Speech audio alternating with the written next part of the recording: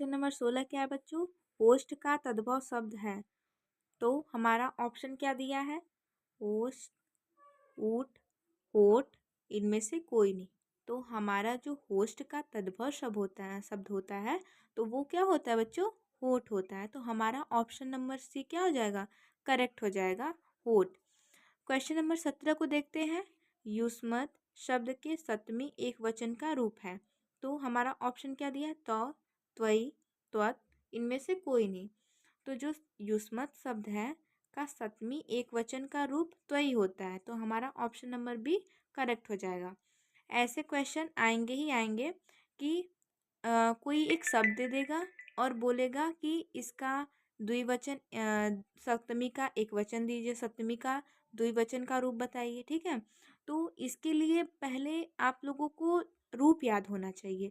अगर जिस बच्चे को भी रूप याद होगा तो वो इस क्वेश्चन का आंसर आसानी से दे देगा। ठीक है, तो इसके लिए आपको रूप याद करना पड़ेगा बच्चों। ठीक है, तो क्वेश्चन नंबर 18 देखते हैं। क्वेश्चन नंबर 18 क्या है? अर्थ के आधार पर वाक्य के भेद हैं। तो अर्थ के आधार पे वाक्य के कितने भेद होते हैं बच्चों? तो हमारा ऑप्शन क्या दिया है? ए 8, बी 7, सी 6 और डी 4। तो अर्थ के आधार पर हमारे वाक्य के भेद कितने होते हैं? 8 होते हैं। तो हमारा ऑप्शन नंबर ए करेक्ट हो जाएगा। ये जिस भी बच्चे का मॉडल पेपर है, मतलब जिस भी बच्चे का पेपर है, वो कई ऐसे क्वेश्चन सही लगाया है, तो ये भी उसका करेक्ट है। ए क्वेश्चन नंबर 18 का कौन सा ऑप्शन सही होगा बच्चों? ए सही हो जाएगा, 8। ठीक है, क्वेश्चन नंबर 19 को देखते हैं। क्वेश्चन नंबर 19 क्या है? छात्र विद्यालय में खेलते हैं, कृतवाच्य वाक्य का कर्मवाच्य क्या होगा? ठीक है, हमको कृतवाच्य का कर्मवाच्य वाक्य बताना है। तो ए ऑप्शन है, छात्र विद्यालय में खेला करते हैं, छात्रों द्वारा विद्यालय में खेला जाता है, छात्रगण विद्यालय में खेलेंगे, इनमें से कोई नहीं। तो जो हमारा ऑप्शन नंबर बी है वो करेक्ट हो जाएगा बच्चों, छात्रों द्वारा विद्यालय में खेला जाता है। ठीक है, तो आप इसको याद रखिएगा। क्वेश्चन नंबर 20 हम देखते हैं। क्वेश्चन नंबर 20 क्या है बच्चों? कि वे अविकारी शब्द जिसमें पुरुष, लिंग, वचन, कारक आदि के कारण परिवर्तन नहीं होता उन्हें कहा जाता है। तो हमारा ऑप्शन क्या दिया है? पहला ऑप्शन है ए संज्ञा पद, बी सर्वनाम पद, सी अव्यय पद और इनमें से कोई नहीं। तो हमारा ऑप्शन नंबर सी करेक्ट हो जाएगा बच्चों। ठीक है, तो हम खंड ब की तरफ चलते हैं। खंड ब को देखते हैं। खंड ब हमारा क्या है? खंड ब वर्णात्मक प्रश्न है बच्चों, जो कितने अंक का होता है? 50 अंक का होता है। ठीक है, और जो खंड ब है हम उसका आपको आंसर नहीं बताएंगे, आपको क्वेश्चन का टाइप दिखा देंगे कि कैसे क्वेश्चन आते हैं, कि आप समझ जाएं और उसी के हिसाब से अपनी तैयारी करें। ठीक है, तो हम इसका आंसर नहीं बताएंगे, आपको क्वेश्चन दिखाएंगे कि किस टाइप के क्वेश्चन आते हैं, आपको कैसे तैयारी करनी चाहिए, मतलब कि आप समझ जाएं कि क्वेश्चन का पैटर्न कैसा होता है। ठीक है, तो हमारा क्वेश्चन नंबर 1 क्या है? कि निम्नलिखित गद्यांश पर आधारित दिए गए प्रश्नों के उत्तर दीजिए। ठीक है बच्चों, तो पहला क्या है? हमको दो, जो गद्यांश है वो दो दिए जाते हैं, एक और एक अथवा के दिया जाता है। तो दोनों में से आप एक कोई भी कर सकते हैं। तो हमारा पहला क्या है? सांस्कृतिक अथवा सामूहिक चेतना ही हमारे देश का प्राण है। इसी नैतिक चेतना के सूत्र से हमारे नगर और ग्राम, हमारे प्रदेश और संप्रदाय, हमारे विभिन्न वर्ग और जातियां आपस में बंधी हुई हैं।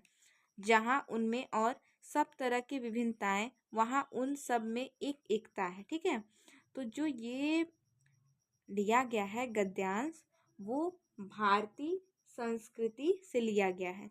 चैप्टर है भारतीय संस्कृति, उससे लिया गया है। ठीक है, और उसके जो लेखक हैं बच्चों, वो कौन है? वो डॉक्टर राजेंद्र प्रसाद जी हैं। तो ये जो टोटल गद्यांश होता है वो 6 नंबर का होता है, और इसमें 3 क्वेश्चन दिए होते हैं जो प्रत्येक 2-2 नंबर के होते हैं। तो हमारा पहला क्वेश्चन क्या दिया है? उपयुक्त गद्यांश का संदर्भ लिखिए। ठीक है, तो संदर्भ में क्या हमको लिखना होता है? पहले जिस पाठ से लिया गया हो और इसके लेखक कौन है। तो पाठ भारतीय संस्कृति और इसके लेखक डॉक्टर राजेंद्र प्रसाद। तो आपको बच्चों 2 नंबर मिल जाएंगे, ठीक है। और ऐसे ही हमारे देश का प्राण क्या है, तो ये क्वेश्चन से ही मतलब इसका आंसर मिल जाता है। और जो थर्ड है, रेखांकित अंश की व्याख्या कीजिए, मतलब जितने भी रेखांकित किए गए हैं उसकी आपको क्या करनी है बच्चों, व्याख्या करनी है, ठीक है। तो आप इसकी व्याख्या करेंगे तो आपको 2 नंबर मिल जाएंगे। और फिर अथवा करके दिया होता है, तो अथवा करके क्या दिया है हम वो भी देख लेते हैं। अजंता संसार की चित्रकलाओं में अपना अद्वितीय स्थान रखता है। इतने प्राचीन काल के, इतने सजीव, इतने गतिमान, इतने बहुसंख्यक कथा प्राण चित्र कहीं नहीं बने। अजंता के चित्रों ने देश विदेश सर्वत्र की चित्रकला को प्रभावित किया। उसका प्रभाव पूर्व के देशों की कला पर तो पड़ा ही, मध्य पश्चिम एशिया भी उसके कल्याणकर प्रभाव से वंचित न रह सका, ठीक है बच्चों। तो ये जो गद्यांश है वो किससे लिया गया है, किससे लिया गया बच्चों, ये अजंता पाठ से लिया गया है। और जिसके लेखक कौन है, डॉक्टर भगवत सरल उपाध्याय हैं, ठीक है। आप इसको याद रखेंगे, जो ये गद्यांश कहाँ से लिया गया है, किस पाठ से, अजंता पाठ से लिया गया है। ये भी आपको 6 नंबर में ही, मतलब कि जो ये गद्यांश और ये गद्यांश दोनों 6 नंबर का ही होता है। ये आप पे डिपेंड करता है कि आप कौन सा करते हैं। ये अगर आपको आ रहा है तो ये करिए, अगर ये आ रहा है तो आप ये करिए, ठीक है बच्चों। बाकी दोनों का नंबर सेम ही होता है, 6 नंबर का ये भी और 6 नंबर का ये भी। इसमें भी 3 क्वेश्चन है और इसमें भी बच्चों 3 ही क्वेश्चन है, ठीक है। इसमें भी संदर्भ लिखना है और एक क्वेश्चन है और रेखांकित अंश की व्याख्या करना है, ठीक है बच्चों। तो आप समझ गए क्वेश्चन नंबर पहला।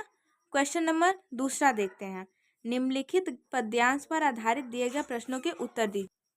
तो क्वेश्चन नंबर 2 का जो इसमें भी 2 पद्यांश दिए होते हैं, तो आपको जो भी आता हो आप उसको कर सकते हैं।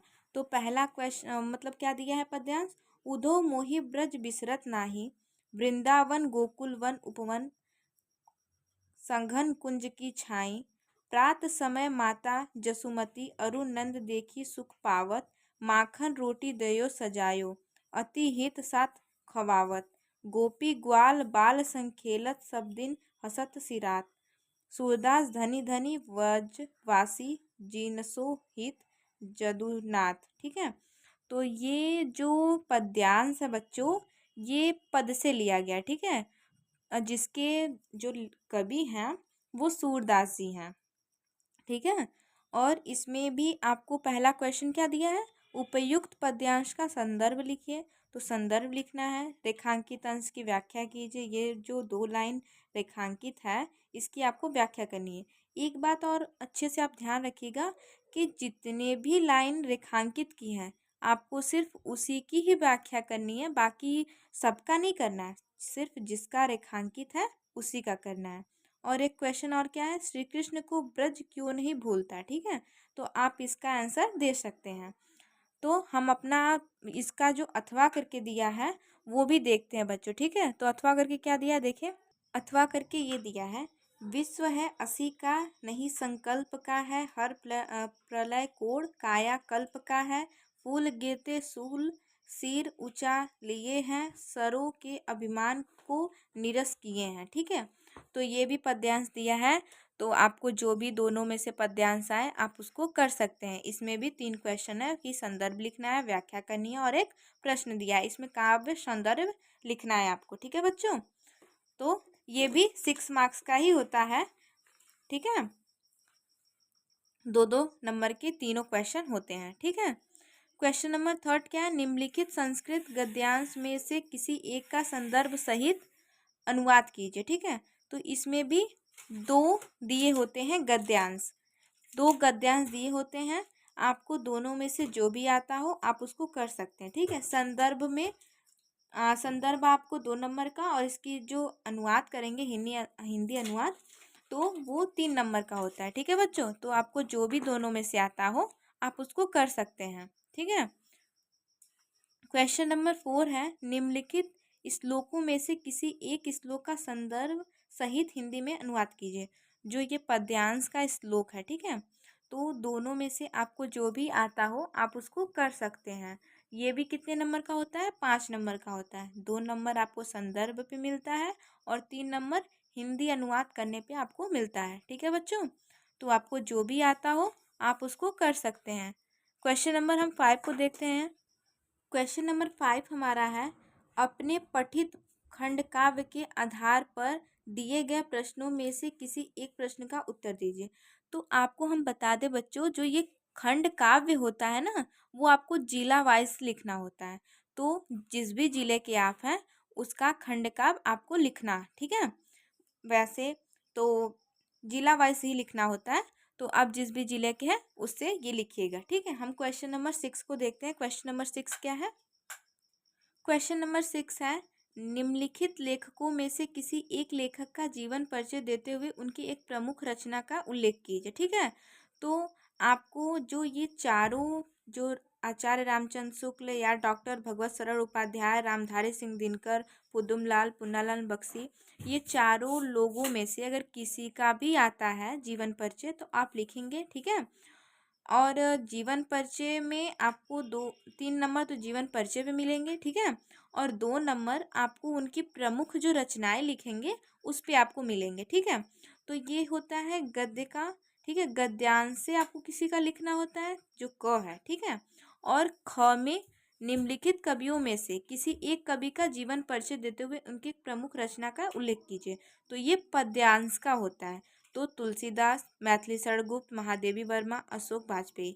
तो आपको चारों लोगों में से किसी एक का अगर आता है तो आप लिख दीजिए, ठीक है। एक का ही लिखना होता है। 3 नंबर आपको जीवन परिचय पे और 2 नंबर रचनाएं पे मिलता है बच्चों, ठीक है। क्वेश्चन नंबर 7 देखते हैं। क्वेश्चन नंबर 7 क्या है? क्वेश्चन नंबर 7 है, अपनी पाठ्य पुस्तक में से कंठस्थ कोई एक श्लोक लिखिए जो इस प्रश्न पत्र में ना आया हो। मतलब आपको एक श्लोक लिखना है जिस पे आपको 2 नंबर मिलेंगे, ठीक है, जो इस पूरे प्रश्न पत्र में ना आया हो। ऐसे आपको एक श्लोक लिखना है। तो आप 2 या 3 श्लोक याद कर लीजिएगा बच्चों, जो आपको मतलब कि हो सकता है अगर आएगा तो 2 आएगा, 3 याद कर लीजिएगा। तो आपको एक ऐसा रहेगा कि जो इस मॉडल पेपर में ना आया हो और आप उसको लिख सकें, ठीक है। तो ऐसा याद कर लीजिएगा आप। क्वेश्चन नंबर 8 देखते हैं, अपनी गली मोहल्ले की नलियों की समुचित सफाई के लिए नगर निगम के स्वास्थ्य अधिकारी को पत्र लिखिए। तो जो 8वां क्वेश्चन है वो 4 नंबर में हम लोग को पत्र लिखना होता है, ठीक है बच्चों। तो आप ये छात्रवृत्ति मतलब दिया ना अपने प्रधानाचार्य को, छात्रवृत्ति के लिए एक आवेदन पत्र लिखिए। आप छात्रवृत्ति के लिए भी याद कर सकते हैं। आपको हम 2-3 बताते हैं, आप वो याद कर लीजिएगा तो वो फंसेंगे ही फंसेंगे। एक तो शुल्क माफ़ी पे याद कर लीजिएगा, ठीक है। और एक जो ये है ये वाला याद कर लीजिएगा। और एक अपने प्रधानाचार्य को छात्रवृत्ति के लिए आवेदन पत्र लिखिए। ये तो लगभग हर बार ही आता है कि छात्रवृत्ति के लिए आवेदन पत्र लिखिए। तो बच्चों आप इसको याद कर लीजिएगा, उसको तैयार कर लीजिएगा, ओके। तो हम क्वेश्चन नंबर 9 को देखते हैं। क्वेश्चन नंबर 9 क्या है कि निम्नलिखित में से किन्हीं 2 प्रश्नों के उत्तर संस्कृत में दीजिए। तो दिए तो 4 क्वेश्चन होते हैं बच्चों, ठीक है, पर हमको आंसर कितने का देना है? सिर्फ 2 का देना है। पहला क्वेश्चन क्या है? चंद्रशेखर स्वगृह गृहम किम अभवत, मतलब चंद्रशेखर अपना घर किसको बताते हैं, क्या बताते हैं मतलब। फिर कूपा किमस दुखम अभवती, पुरराजा केन स युद्धम अकरोत, विद्या किम वर्ते, ठीक है। चारों में से आपको सिर्फ 2 का ही आंसर देना है बच्चों, ठीक है। जो आपको जिस पे आपको कितने नंबर मिलेंगे? 2 नंबर मिलेंगे, ठीक है। क्वेश्चन नंबर 10 देखते हैं। क्वेश्चन नंबर 10 क्या है हमारा? निम्नलिखित विषयों में से किसी एक विषय पर निबंध लिखिए। तो हमारा जो निबंध लिखिए, ठीक है, ये 4 ऑप्शन दिया है कि छात्र तथा अनुशासन, सड़क सुरक्षा जीवन रक्षा, भारत में आतंक समस्या और समाधान, देश प्रेम। तो आपको निबंध को बहुत ही अच्छे से तैयार करना है। आपको उपसंहार लिखना है, फिर उसके बाद रूपरेखा, फिर उसके बाद, ठीक है, सब कुछ हेडिंग डालते हुए अच्छे से आपको निबंध लिखना है कि क्योंकि ये सबसे ज़्यादा नंबर का होता है, 7 नंबर का होता है बच्चों, ठीक है। तो आप इसको जितने अच्छे तरीके से लिखेंगे उतना अच्छा नंबर इसमें गेन आप कर सकते हैं, ठीक है। और एक इस पे आप तैयार कर सकते हैं जो हर बार मोस्टली आता ही आता है, विज्ञान वरदान है या अभिशाप है, ठीक है। इसको भी आप लोग तैयार कर लीजिएगा क्योंकि वो लग